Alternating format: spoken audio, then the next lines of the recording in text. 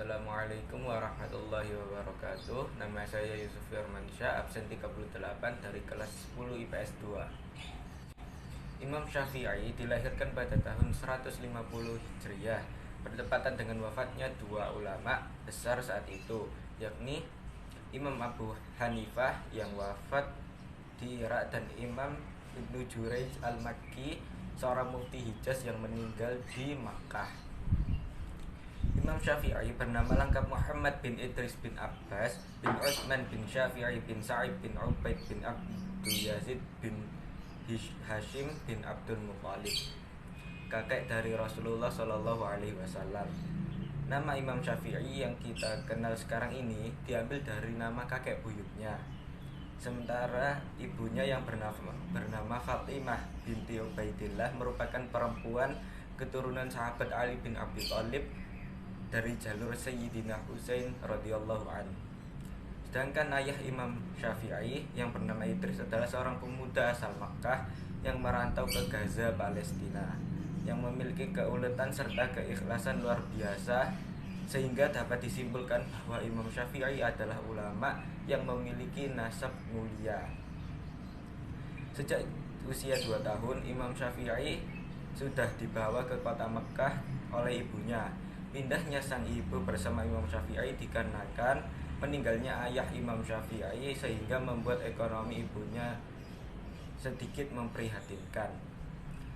Tumbuh dan berkembang di kota Makkah menjadikan Imam Syafi'i begitu jatuh cinta dengan dunia sastra.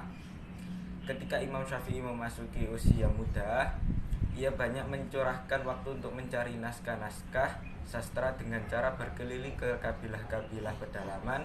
Salah satunya adalah kabilah Huzal, kabilah yang terkenal sebagai ahli sastra.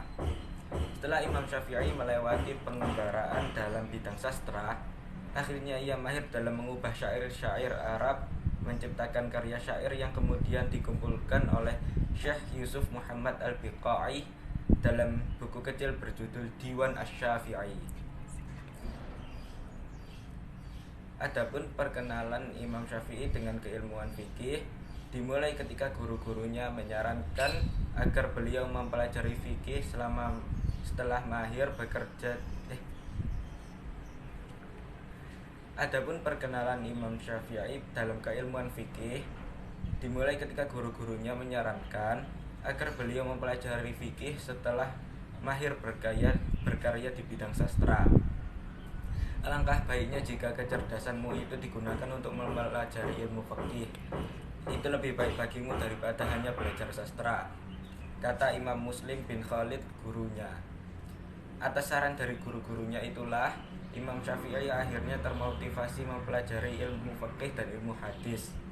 Ia kemudian belajar kepada ulama besar kota Makkah, yaitu Imam Sufyan bin Uyainah, seorang ahli hadis, dan Muslim bin Khalid al-Zanji, seorang ahli fikih. Selanjutnya Imam Syafi'i melanjutkan safari keilmuannya hingga ke kota Madinah untuk berguru dengan Imam Malik bin Anas. Tidak hanya itu, Imam Syafi'i juga berguru kepada murid-murid Imam Hanafi ke Kufah dan Irak. Ia juga melanjutkan perjalanan hingga ke Persia, Turki, dan Palestina sebelum akhirnya menetap di Mesir. Pengalaman dalam mengembara ilmu itulah yang membuatnya melahirkan beberapa petuah tentang musafir agar mencari ilmu tidak hanya di satu tempat. Singa jika tidak keluar dari sarangnya, maka ia tidak akan mendapatkan makanan. Begitu juga dengan anak panah, jika tidak meluncur dari busurnya, anak panah tersebut tidak akan mengenai sasarannya, kata Imam Syafi'i.